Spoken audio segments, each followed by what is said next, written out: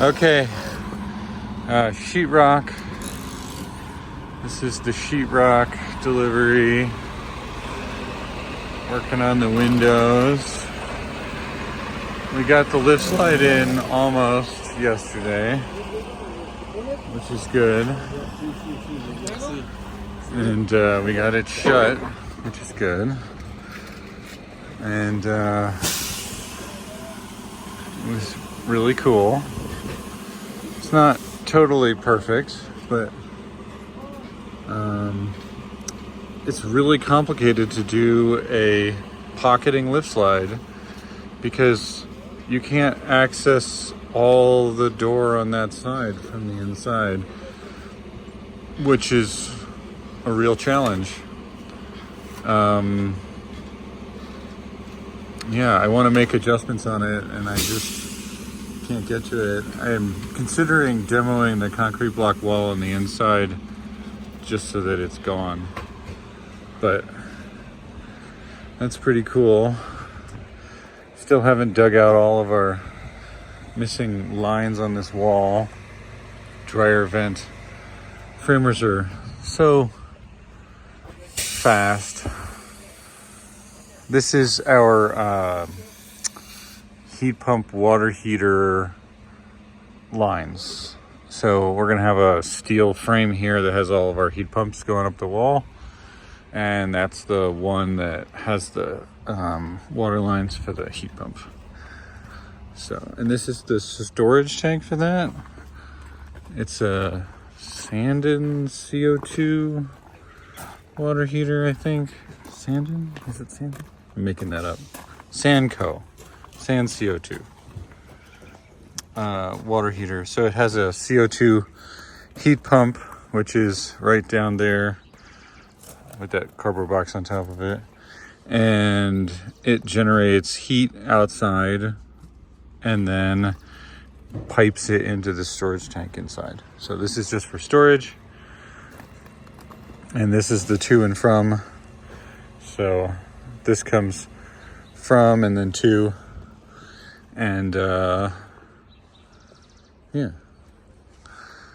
So actually, you know what? That's not correct. It says to solar at the bottom. So I don't know what this middle one is for, but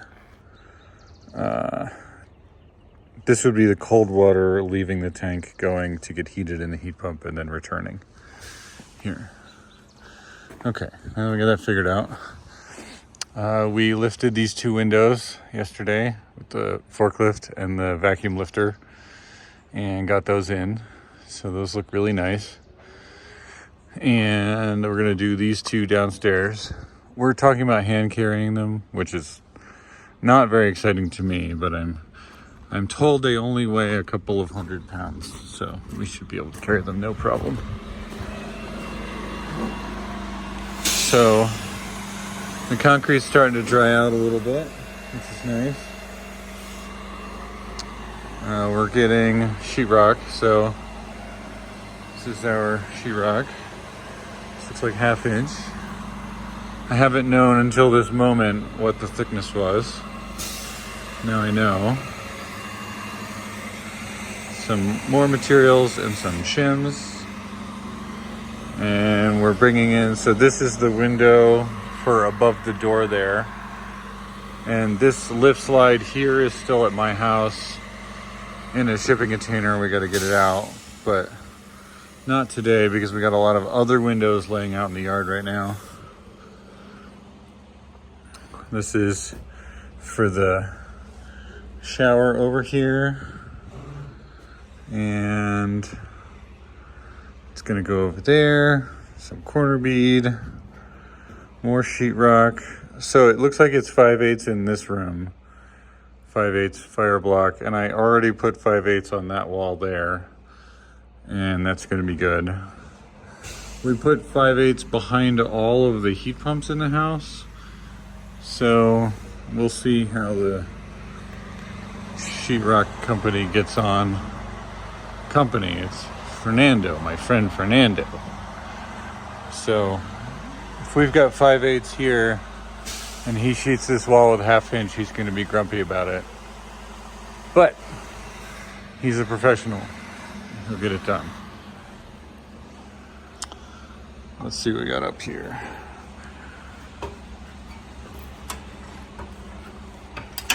Oh God, don't die.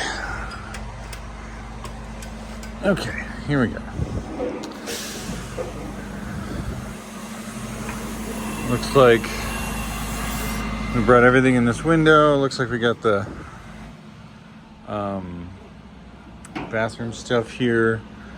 More 1/2 inch here. 1/2 inch there. Wow, that's a lot of sheetrock. There's a lot over here too. Oh yeah.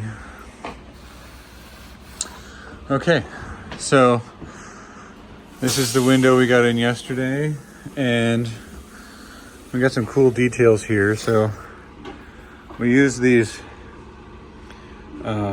fully threaded screws, so there's no shims in the window.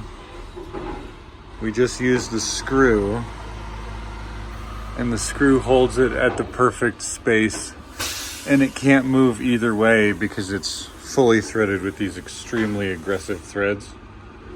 And it's also no head on it. So, and it's a T30, and I absolutely love these screws. So we put the screws in. We're shooting for every 18 inches. Looks like we got that. I screwed this one last night, so I don't know. I guess this is sub 18 inches. Anyway, so what we do is we set the laser and we shim the sill with all these little shims to make it the perfect elevation. And once it's perfectly flat at the right elevation, we put pieces of plywood like this on the windowsill on the outside side, and then I use the forklift and the boom and the vacuum lifter to bring the window up, and then we set it on that plywood, and then we wiggled it into the hole, and then we have this stop block here, and we have one on the bottom so it doesn't come in too far, and then we immediately screw a brace on the outside so for safety, so when I release the vacuum lifter it doesn't fall out of the house. And then we can put bags in like this and pump them up and inflate them to hold the window in position. And then we can pre-drill these holes, and then I can put the screws in. So we're screwing it into this material that we put on previously. It's like, ideally it'd be 3/4 inch plywood. In this case it's 1/2 inch, but we're also going into because we have eye joists outside, we pre-filled the pocket of the eye joist with 3/4 inch plywood, so it's actually 1.25 inches plus the eye joist, so we have an infinite amount of wood stack up there to screw into. But if there wasn't an eye joist right behind it that was packed out, I would put 3/4 here. And so we don't have the handle yet, but this will be locked so the window is shut, and then we can open the window. So this is the turn function of the window, and then if we shut it and bring the handle, this is the tilt function. So these are European tilt turn windows. These are the world's finest windows, so I have no affiliation, but yep. World's finest windows. They're R10 center of glass, which is extremely high performing, and the frames are even higher performing than that, and we really like them, and it's the only thing I want to work with. So this is an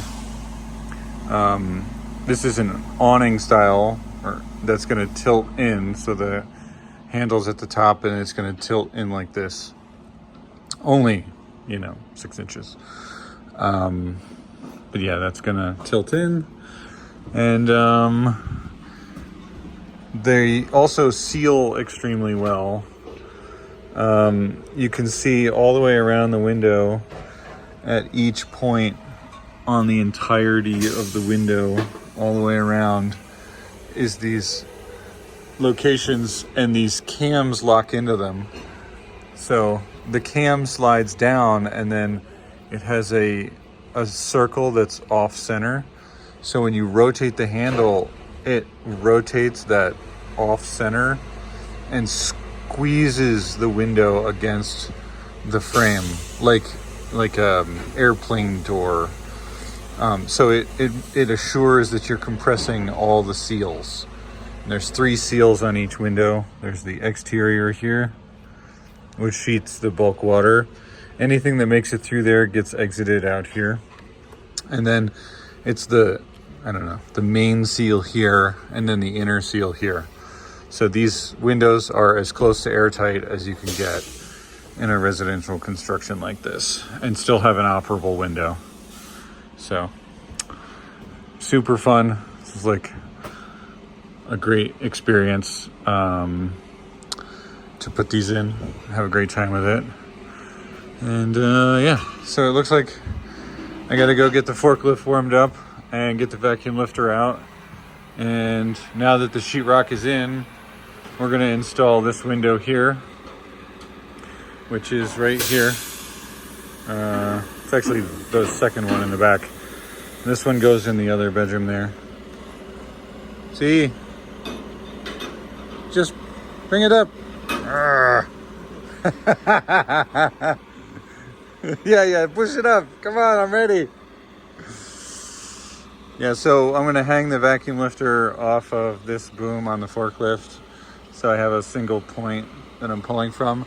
And because I have this deep overhang, I'm gonna extend it out like another 5 feet, and then I'm gonna use an 8-foot round sling, so I'll be able to have the boom of the lift above the roof here, and then we'll be able to swing the window in on that long 8-foot sling, and we'll have enough slack to get it under this fascia because we have this deep overhang.